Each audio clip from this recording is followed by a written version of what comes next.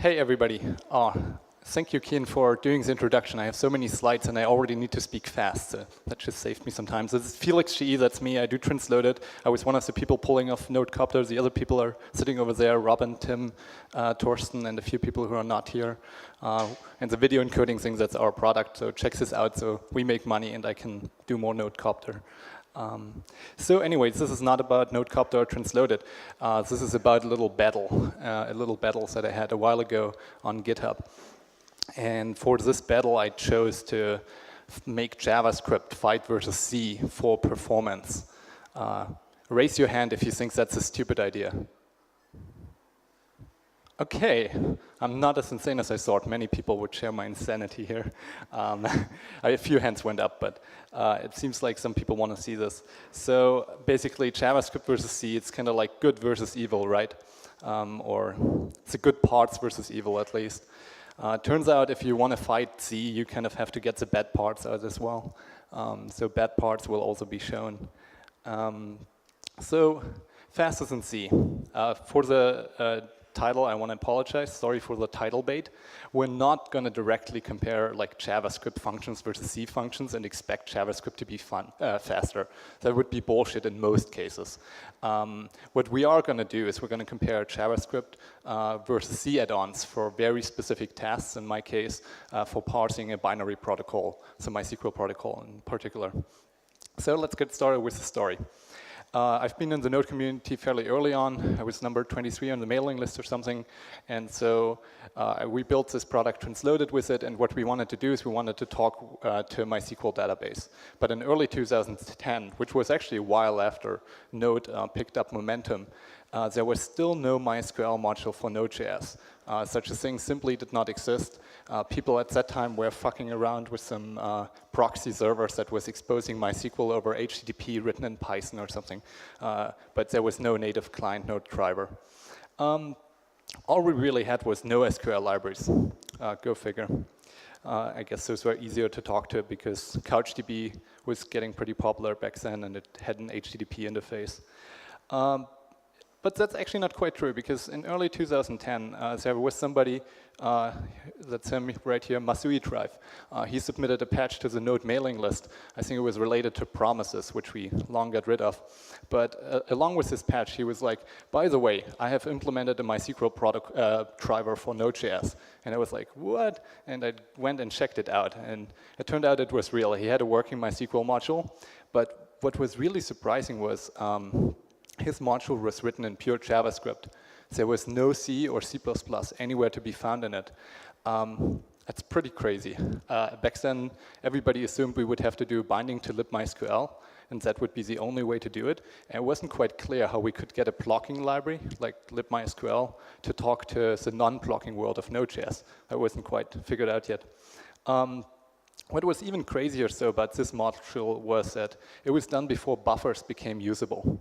So this guy did a MySQL module in pure JavaScript and didn't have buffers. So his parser was using JavaScript strings.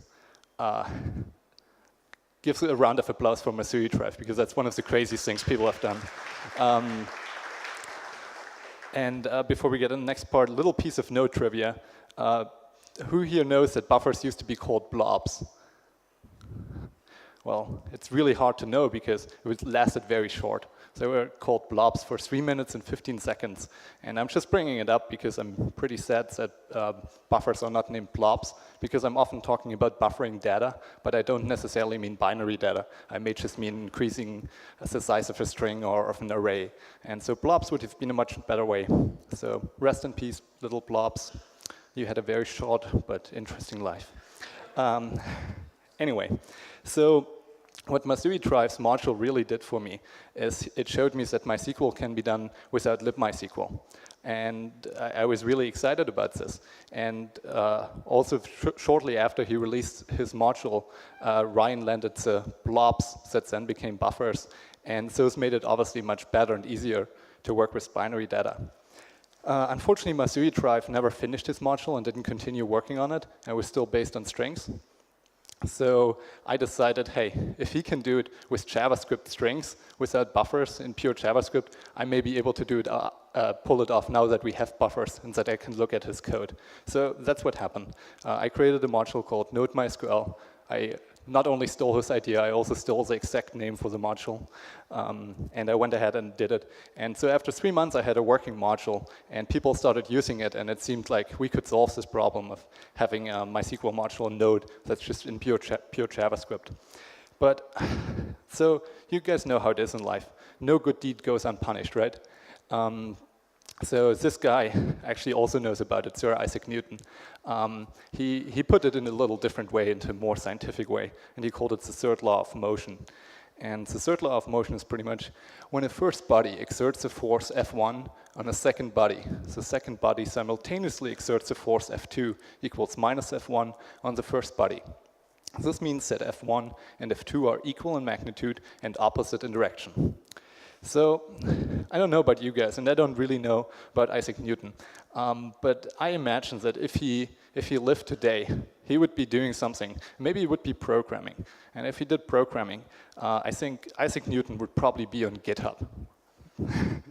And so, maybe if he was on GitHub, and I'm making this up entirely, maybe there would be such a thing as a third law of GitHub. And this third law of GitHub could look like this. When a first person pushes library L1 into a remote repository, a second person simultaneously starts working on a second library L2, which will be equally awesome, but in a different way. That's why we love GitHub, right? It just fosters contributions and new modules, and good stuff comes up all the way. But sometimes it can also be annoying, which was what happened in my case. So shortly after I released my MySQL module, people started to figure out how to do these bindings to libmysql. And Zanis was one of the first guys who did a binding to libmysql called Node.mysql libmysql client. And it was different in that it was binding to the C library that ships with MySQL. And it was awesome because it was pretty fast.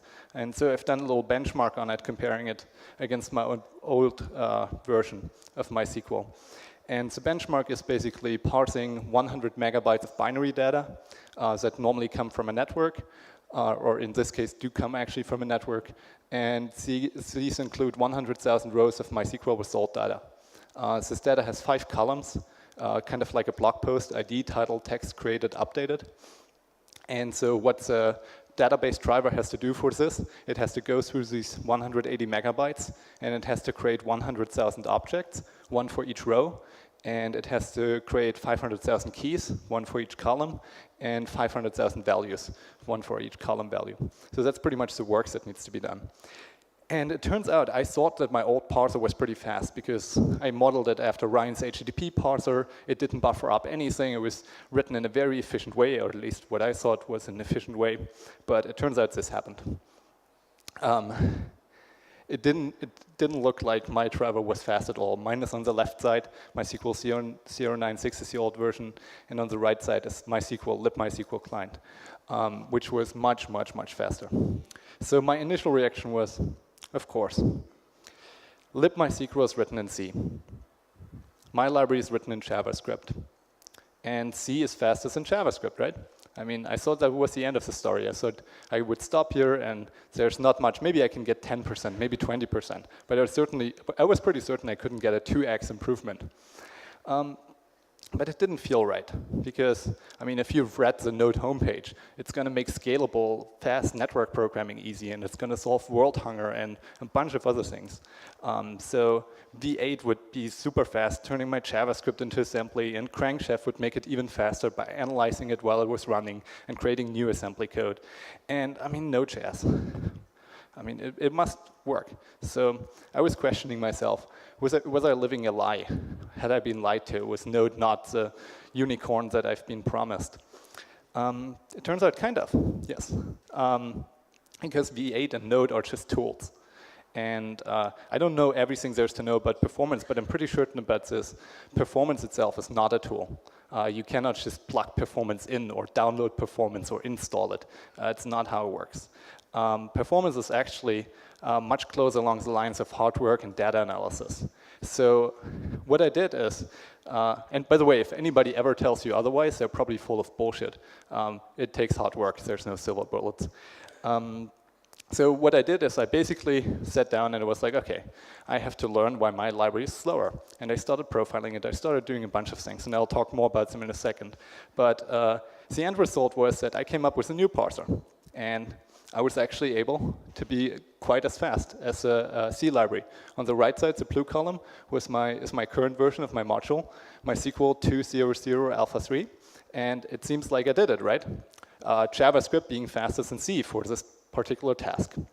Well, if it only was so easy. So the third law of GitHub, I am actually pretty convinced it exists. Because what happened after I submitted this talk, this guy came along, Brian White, MSCDex. I don't know why he has a Windows terminal as an avatar, but he wrote a library called Node.MariaSQL. And Node.MariaSQL is another binding to libmysql, but he's using the libmysql for MariaSQL, which itself is a fork of MySQL. And they made it non-blocking, made it faster, made it better. So here's what happened. Shit, right? So I don't know. I was pretty unhappy about this when this happened because I thought, here goes my talk, here goes everything I was going to tell you guys. So what do you guys think? Is this the time to give up? No? Okay, never. Never going to give it up. So I've been hacking on this new parser, and it's totally unfinished. It cannot even connect to a database yet. It's just testing my hot loop that is really relevant for this benchmark. But it looks really promising. So this new parser is actually 2 times faster than my old parser. And actually, there's a flaw in this benchmark that I'm going to show in a second, which means it's actually even faster than what you can see here. So anyway, what will happen? Once I integrate this with my current library, will somebody just come along and create yet another faster parser? I don't know. I hope not, and this time I have reason to believe it won't happen, because I think we're getting closer to the end game. And I think the end game in this case is the last bottleneck of creating JavaScript objects. So the main thing my parser does at some point is it takes a buffer slice, so some bytes from offset here to this other offset there, and it turns it into a string, or into a number, or into a date object, or what do you have. So it's creating JavaScript objects. And what does the C++ module do? The C++ modules also create JavaScript objects. They just call the v8 function to create it for them. But given that v8 is pretty good about what it does, and it's fairly well wired together, I believe at this point the most work, the most time will be spent in v8 itself. So unless v8 gets dramatically faster, nothing will change. We're going to hit this boundary. And even if v8 gets faster, we'll probably get equally faster my modules and the C++ modules, unless the parser code becomes a bottleneck again. Anyway, it's all science fiction, because at this point the MySQL server already lost. We can, with a single client, fully saturate one MySQL server on a single core. We can do more than, I don't know, 6,000 megabits a second on a single core of parsing MySQL data. So assuming we have more than one client, this thing is not going to deliver as much. So let's get to the meat of this. So how did I do this? How can you really write fast JavaScript? Before we talk about this, let's talk about what doesn't work. One thing that actually turned out to not be working well for me is profiling. Profiling turns out to be a pretty good tool for spotting small functions with stupid algorithms performing many iterations. So if you have a single function like your parse function that iterates over data in a stupid way and does it stupidly, the profiler will tell you, hey, this function is slow, go check it out. Well, in the case of my old MySQL modules, this didn't help me much, because I was taking inspiration from Ryan's HTTP parser, which is basically one big switch statement. And so I had one parse function, and all my code wasn't there. So the profiler told me your parse function is slow. I was like, fantastic. How am I going to use this? It actually also turned out that later on, I was pretty good at predicting where my hot code path would be. So I really needed a tool that told me, how to make things faster, not where my slow code was, because I already knew that. But it is good for other stuff where you don't have an intuitive understanding where your slowed code is. So yeah, it's bad for complex functions with many primitive operations. So if you're really spending your time on just like manipulating strings or changing objects around, then the profiler will generally not be able to point you to the right line of code where things are going wrong for you. Another thing that does not work is taking performance advice from strangers. So actually, if I'm going to give you any specific performance advice today, I want you to ignore it. I want you to like literally ignore it completely, because the worst thing you can do in the performance performance battle is to just take something somebody else tells you to do and do it in all your code. And I see it all the time. I get pull requests from people who change my for loop so the length property of an array is not accessed every time. And it turns out actually my test is so optimized at this point, it's never my bottleneck. The V8 engine seems to take care of it. But it doesn't matter, because even if it was a bottleneck, I first have to show that it is a bottleneck in my particular case. And not just a bottleneck in some case, because some of the operations I do in JavaScript, I may be able to do 50 million of these operations per second. But if I have another operation that I can only do 10,000 a second, that's the one I need to optimize, not the one that's already really fast. So take performance advice from strangers only in the form of ideas and inspiration, ideas for what to try out, but make sure you verify it. Make sure you verify it in your context and what you are doing. Don't follow it in a cargo code style way. So what does work? I found that for me, only one approach has consistently produced good results. And that approach is benchmark-driven development. It is fairly similar to test-driven development. So you don't always use it. If you just want to prototype something quickly together, don't use benchmark-driven development. If you don't care about performance, don't use benchmark-driven development. But if you've already done something, it's working as you want it to, and now you want to make it faster, then it's a good thing to use it. It's good when performance is an explicit design goal. So benchmark-driven development is really easy. You create a benchmark before you create any code. If you already have the code you want to benchmark, throw it away, put it in a different file, start a new one, and then only take over as little code as possible from your old code and continue running the benchmark and see what lines of code have what performance impact. Because that's what you really want to see, and what the profiler doesn't tell you, that this line causes a 20% performance hit. So basically, if you want to try this at home, just create a function called benchmark. Don't get any fancier. Create this loop while true. Capture when you're starting your benchmark, run the benchmark function, get the duration of that benchmark, and print out the duration. Now, initially, you're always going to get 0, which means you've written the fastest JavaScript program on Earth, so it doesn't take any time. It's very nice. Since V8 is so fast, you can probably even do a lot of work in the benchmark function and still get 0. Some people are trying to solve this problem by getting better timers with, I don't know, microsecond accuracy in Node, but I think that's the wrong way. Just make sure that your benchmark function ends up doing enough work to run for, I don't know, 200, 300, 400, 500 milliseconds, so you get reasonable results here, and don't worry so much about the timers. So make sure benchmark does enough work. If that means having another big loop in there that just repeats the same thing several times, then go and do that. So the next step is you implement a tiny part of your function, as I just said. So in the case of my MySQL libraries, that usually meant I would start out with a new parser, and all the new parser would do is parse the headers of a MySQL packet. So that's only the first 4 bytes. The first 3 bytes are going to tell me how many bytes my package is going to have, and then the next byte would tell me the number of the package. And so I would only parse the headers, skip over the actual data, and go to the next package. And then I would try to optimize this. So I would look at the impact of every line that's required to do this header parsing. I would tweak that code and monitor what it does for the benchmark. And it turns out these VMs are just too magical. Some really unintuitive things happened while I did this. I changed one line from something that looked like it should be just as fast as the other one, and it produced drastically different performance. And since the V8 guys are really on it and are changing the engine all the time, I don't think it's worth it to memorize all these rules and performance tips you're getting. I think it's worth to actually try it out in your context and see what actually works right now. So I'll give you some example results just because they're interesting, but please don't apply them to anything unless you're going to write MySQL database drivers. The one thing that I found is that try catch is okay. I've been told that if you wrap your parse function in a try catch, it would significantly impact the performance. Well, maybe it does for some cases. It didn't in mine. I did learn that a big switch statement is actually a bad idea in JavaScript.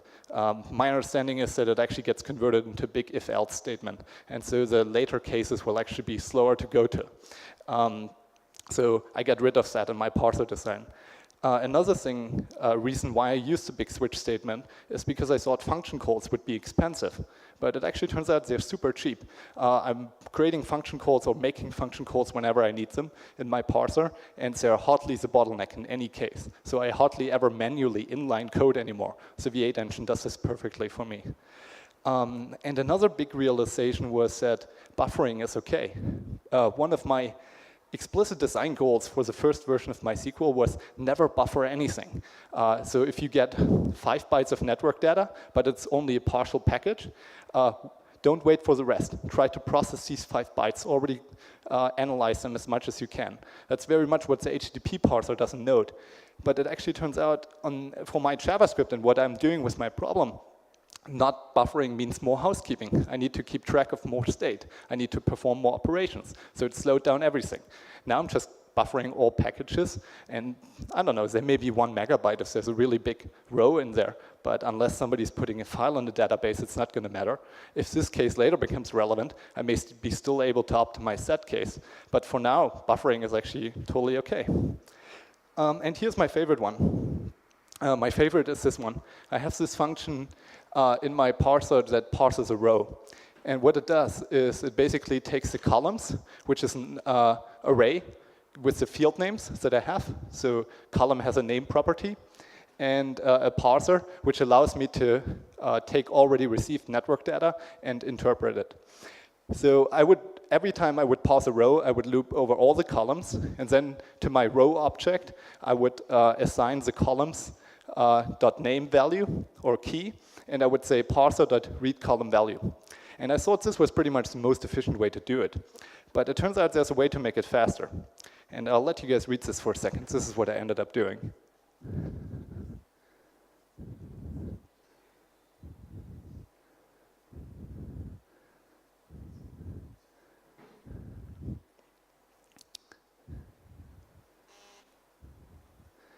OK, so if you've gotten it, you probably have a good idea. If not, what this does is pretty much every time I receive the information about the columns I'm going to parse, I receive that before all the rows come in, I would create a new parser, a new parse row function. And that new parse row function would be optimized exactly for the kind of rows I would receive. So instead of this code right here, I would generate myself this code right here, which is basically just the unrolled loop. And it turns out this was actually a huge win in my performance battle. And it got me another 20% when I already thought I was hitting a wall. So eval is awesome. Actually, I talked to Eric Corey, one of the previous V8 engineers, about this, and he told me he's not friends with me anymore if I put it on my slide. So I have to change it a little bit. Eval is not awesome, but it's eval twin new function is awesome. That guy you can use. The difference being eval has access to the surrounding scope, while new function does not. So once you've already done this, you're already pretty good. You can write fast stuff, but you're still not really understanding it. And understanding it will get you to the next level. So let's talk about data analysis. And shit, I'm already talking fast. I need to go faster. For data analysis, here's my approach on how to do it. You already saw the console log statement where I was outputting the duration. Basically, output your data to standard out like this and produce your data points as tab-separated values. So if you log more data for each benchmark run, put a tab in between it. and then add as many virtual machine or operating system metrics as you can get your hand on. So for example, the heap usage, the heap total, the process size, anything you can find. And last but not least, never mix data and analysis. Most benchmarking tools out there do that, like JSPerf. You put in 2 JavaScript functions, and it will run them against each other, and at the end it will tell you this function is 2% faster or something. And this is nice, maybe useful in some contexts, but it hides so much information. What you really want is a tool that produces raw data that you can then analyze with something that's really good. So for example, the R programming language is really good when you're using ggplot2, which is a library that makes the graphing easier. So my tool chain looks, I run my benchmark, I tease the results in a TSV file, and then I use makefiles, ImageMagick, the R programming language, and Skitch to get my data analyzed. So almost done here. Why am I doing this? So I was showing you this benchmark and a bunch of other benchmarks earlier. It turns out all of them were bullshit, because I was just showing you 2 pretty graphs saying this is faster than this, but they weren't going any deeper. They weren't looking what goes on under the hood. And you can see how important this is if we take a different look at this data. So this is the same data, but instead of showing you 2 bars of the medians compared against each other, I'm showing you every data point in my benchmark. So there's something weird in here, right? Why is there this hole? Why is there this cluster of dots in the top and the cluster at the bottom for both benchmarks, for MySQL 2 and my new parser? I was really stumped about this, but since I had my data recorded, I could analyze it deeper now.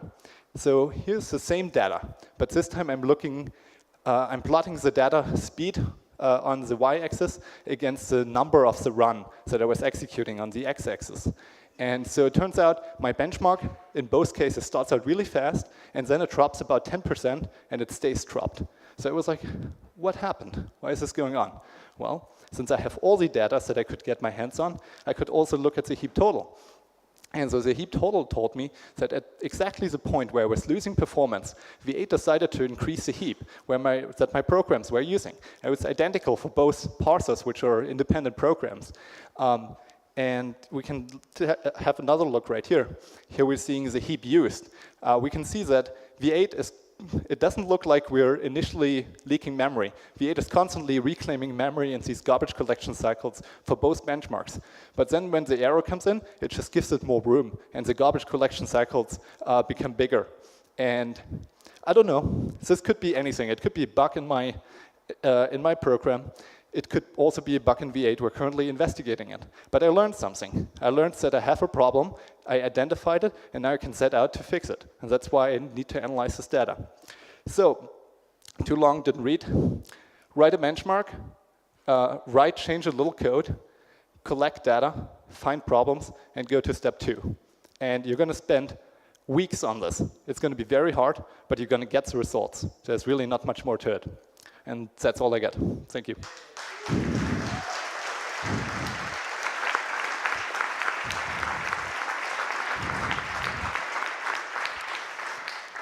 Also, all of the benchmarks, code, and everything used to analyze the data is in this GitHub repository. If you have any questions, just open an issue there.